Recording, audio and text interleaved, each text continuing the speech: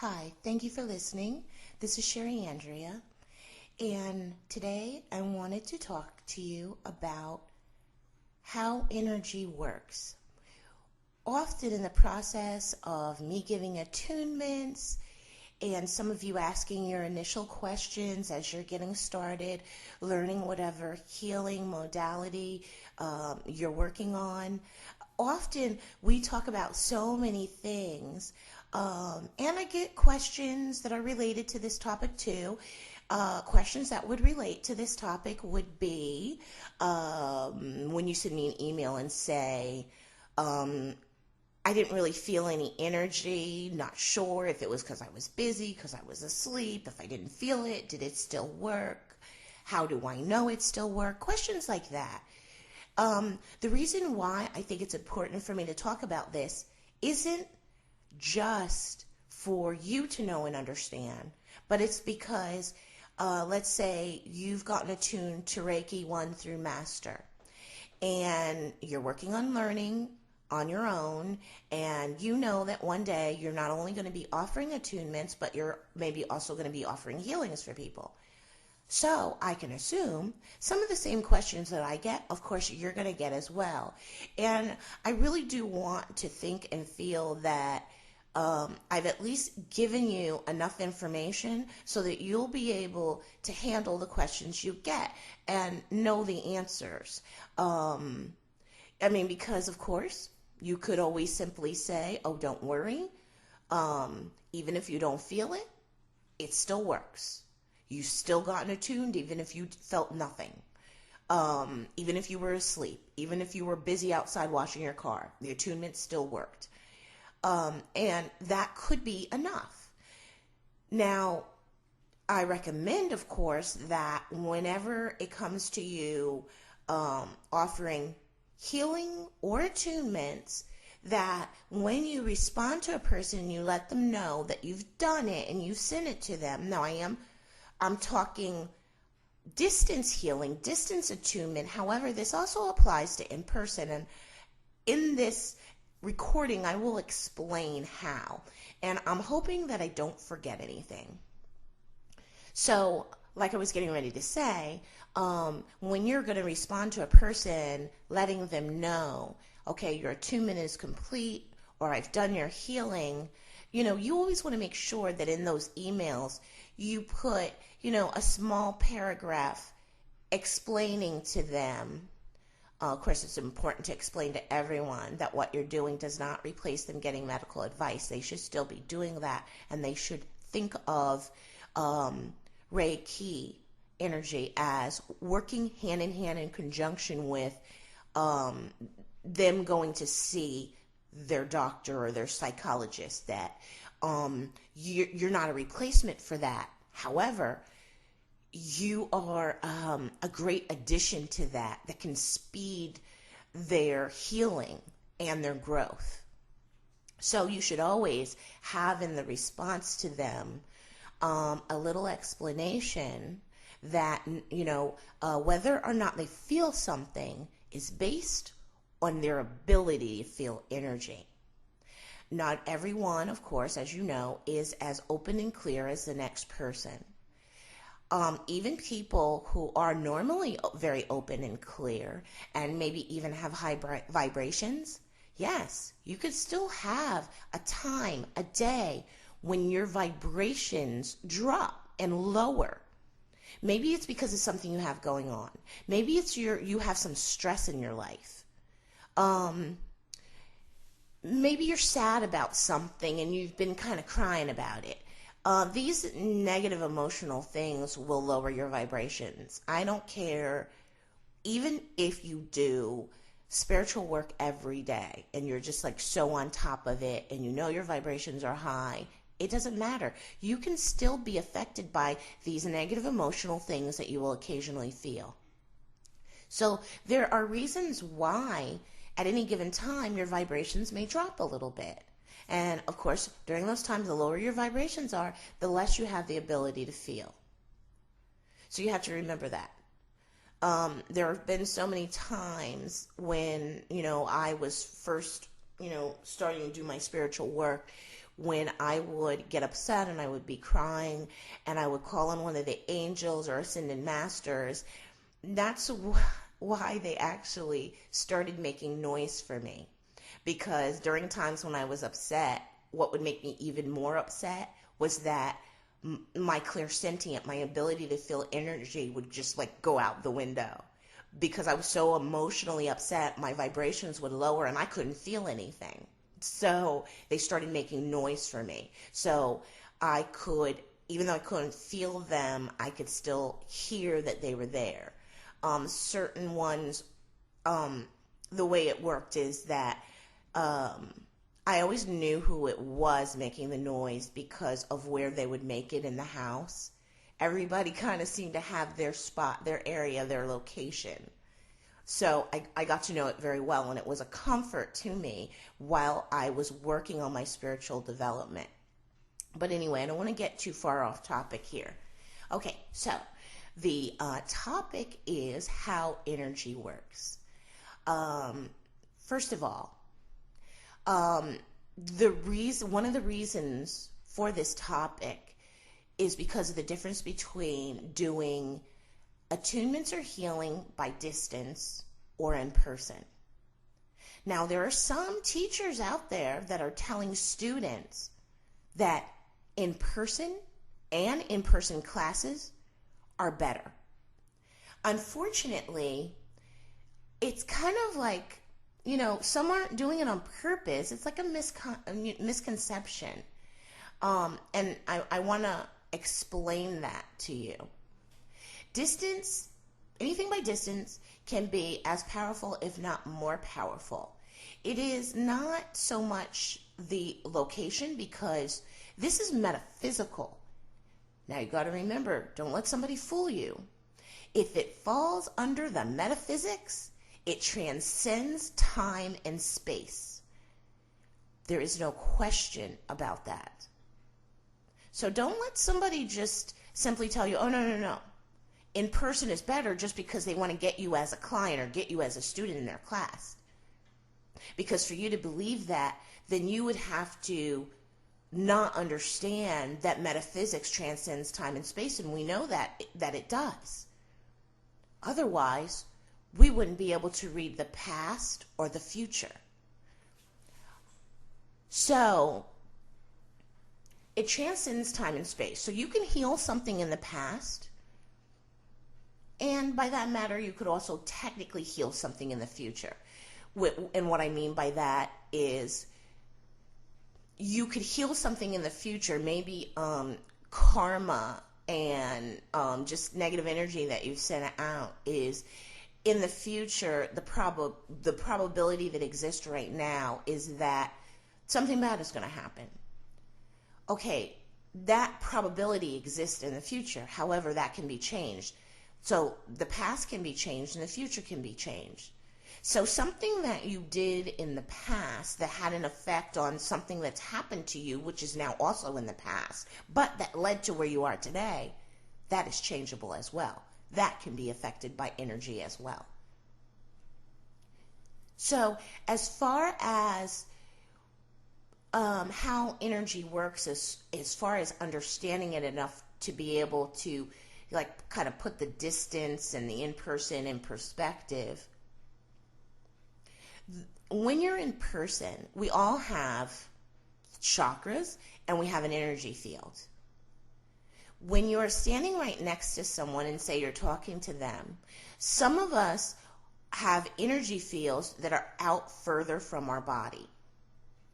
Now, if I'm not mistaken, I may get this wrong, but our energy fields are about, I think it's 13 inches out from our body. That's like the average. However, some have energy fields that are closer to their body and some have energy fields that are further out. Generally, people who tend to be overly sensitive pick up things from people really easily and strongly. Generally, their energy fields are further out from their body. So that means standing next to a person, well, guess what? Most likely, your energy fields are overlapping. So the reason why somebody might say to you, oh, do a class in person that is better, is because maybe they don't understand how it works. the actual reality of, the ins and outs of how it works, is that the reason why sometimes someone can feel energy stronger is because they're not really feeling the energy that you're flowing out to them in the healing or in the attunement or whatever. What they're actually picking up and feeling is they're feeling your energy because your energy fields are overlapping. So with overlapping energy fields, of course, you could possibly feel the energy they're putting out much stronger. It doesn't really have to go anywhere because you're right there. Your energy fields are already overlapping. With distance healing, where your energy fields aren't overlapping, what happens is the energy goes out from you, and it does so even if you do nothing more than just have that thought, that intention. It goes out from you, and yes, of course, obviously it travels, because if you're sending energy out and the person you're sending it to is on the other side of the world, it has to get there. However, don't try to overthink it. Don't try to think, oh, well, they're all the way on the other side of the world, so is it possible this could take time? Because if you start thinking that, if that's what you truly believe, that energy takes longer to get there, then in fact that will be true for you. However, if what you believe is that it's almost still instantaneous, and that it traveling that far only takes a second, then it will only take a second. It's all in what you believe. What you believe is a powerful, powerful thing.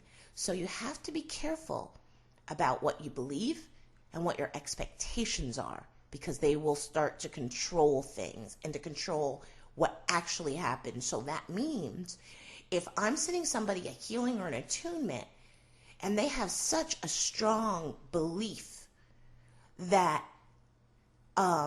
it'll take a while to get to them, or they have such a strong belief that, or it's not what they believe, maybe it's that they're still a little unsure or doubtful, that will affect it.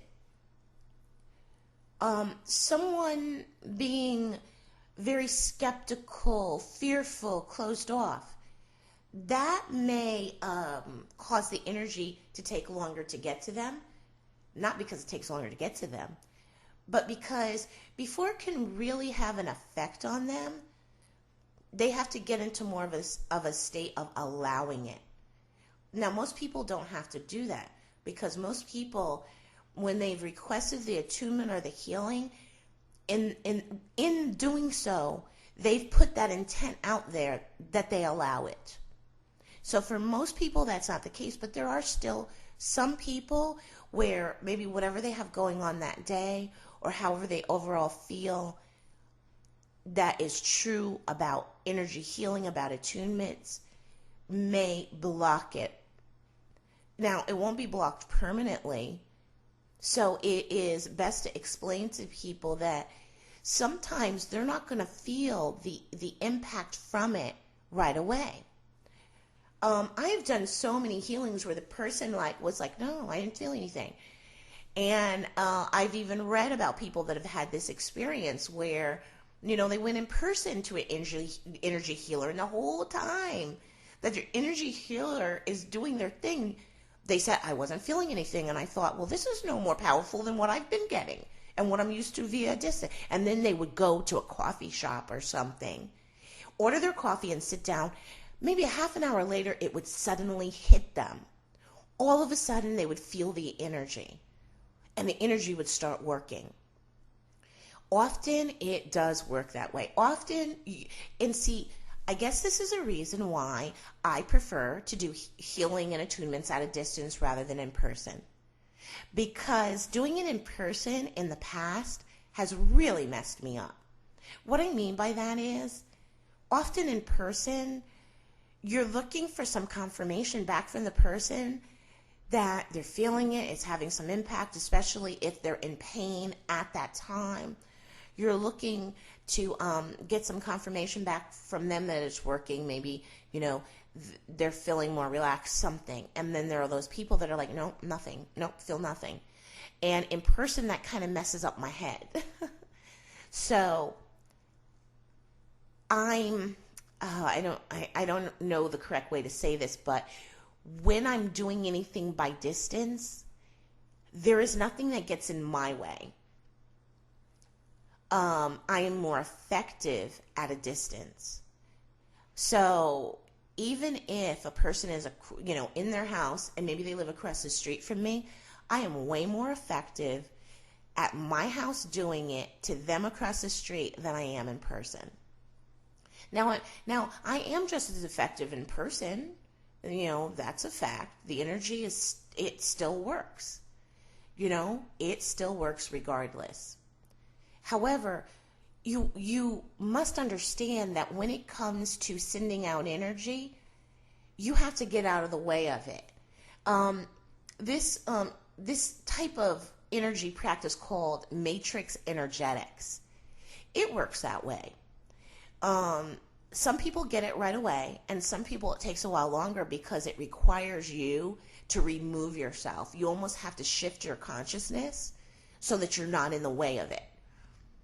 And so in person, I've gone to people's house where their kids are sick and just simply, pick their kids up, hug them, giving them a kiss, set them back down, and then they've called me at my house 15 minutes later and gone, "What did you do? My child is perfectly healed and is running around playing like nothing was ever wrong." So don't doubt that whether you're doing energy healing at a distance or in person, don't ever doubt its effectiveness just because of, where you're at related to where the person is. It is just as effective. Don't get in the way of it by overthinking it, by doubting it, and by letting another person's doubt get in the way. There are people that you're going to attune and that you're going to heal that are going to be doubtful for their own reasons. But you can't let that get in the way. You do it regardless of what another person thinks, and you have to have this confidence and this absolute trust in the effectiveness of what you're doing. If you believe it so strongly, then there is nothing that can get in the way of it. Perfect example of this is if you do any reading about any of the psi abilities like telekinesis. I always tell people that, when what you're doing and learning is energy healing, a great thing to do is to go on the internet and Google and go to some psi websites and look up how telekinesis is practiced. Even in an article that is for beginners on how to learn to do telekinesis, you will read some things that explain a whole lot. You will read how people really have to, first of all, you have to be very dedicated. You have to practice a lot, and you have to meditate. Now, wait a minute. Telekinesis is about moving things with your mind or with thought, just with your energy, without touching the object.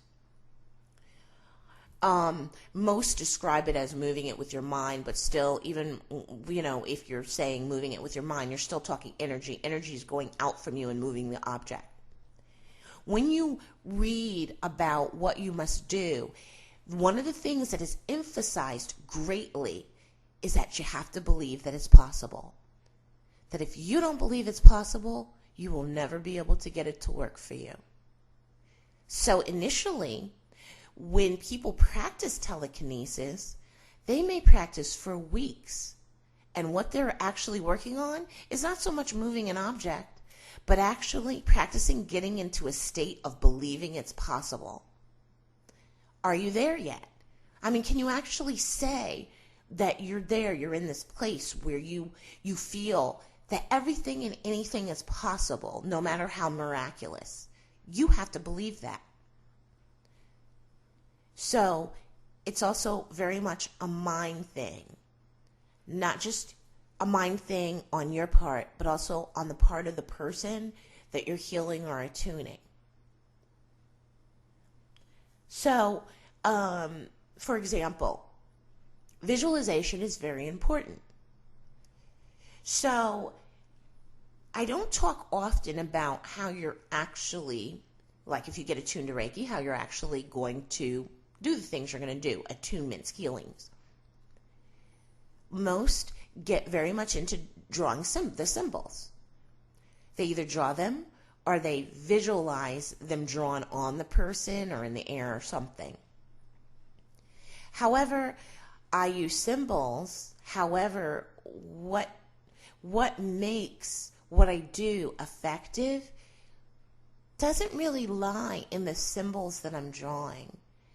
It lies in my visualization.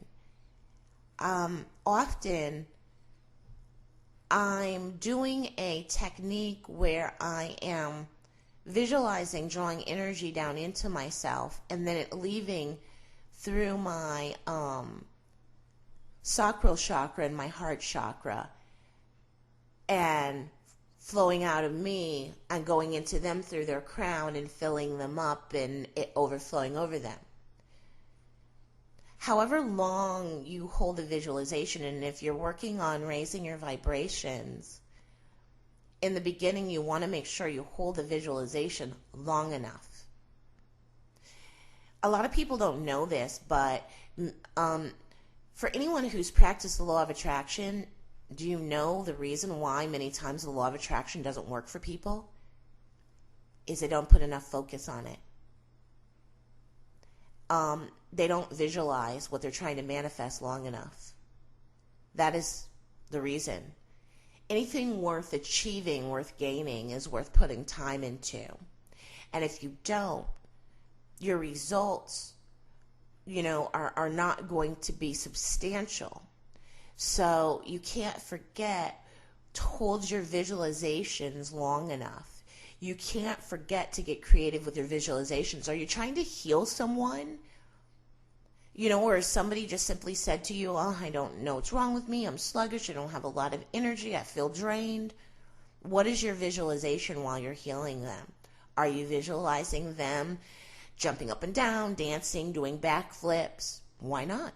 Isn't that what you're trying to create? This totally energized person? And so maybe you'll visualize that and you'll combine that with visualizing filling them with blue energy. When I first started out and I first started practicing on friends, anybody who would allow me to, I had a friend say to me that she'd been, I think she hadn't gotten sleep the night before. And she was like, I am so tired, but for some reason I just can't get to sleep. If I could just get to sleep and I could relax, I'd be better. So this was when I was just first starting out practicing with colors. And I don't know why, but I sent her blue energy. And I remember when she emailed me, she said, well, it really, it worked. I can say that. But she said, but I'm so hyper right now. I'm so overfull of energy that I've cleaned my house. I've done laundry. I've done this. I've done that. I'm going a mile a minute like I'm on speed. Oops. Okay. So I then sent her an energy that was yellow like the sun. That did the trick. The yellow was calming. So I made some mistakes in the beginning when I was practicing, with visualizing and with the colors. Yeah, I made some mistakes. Nothing detrimental. The energy, it won't hurt anyone. And once they tell you, like what's going on, what they're feeling, just make that adjustment. Now you have to remember also that the way energy works is, and I'm going to tell you the thing that's most important, when someone tells you they have something wrong with them and they want a healing from you because of it, there is what is manifesting on the outside. Maybe what is manifesting on the outside is a cold, cancer, sore throat, soreness of the joints, muscles, low energy, fatigue. So there is what is manifesting on the outside, what is openly manifesting, what they're experiencing. Then there is what is the underlying issue that caused it. For example, being a real negative person, majority of your life, and sending out a lot of negative energy often results in cancer. So if you have somebody coming to you saying, I have cancer, I'm going through chemotherapy, many people like getting Reiki treatments to help as they go through chemotherapy. You've got to understand, if you just decide that I could do this, I could heal someone of cancer, something that's huge. You've got to understand, though, that there's an underlying cause. What is the underlying issue?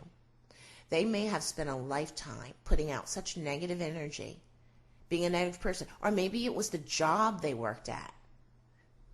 Maybe they were a debt collector or something.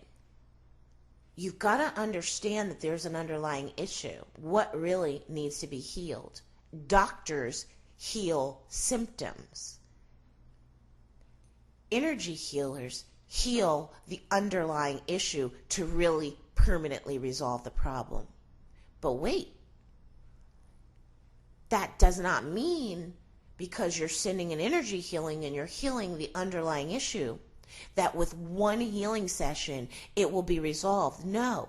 Sometimes, like I said, a person has spent a lifetime putting out negative energy, building up karma. That's not going to be solved in just one session.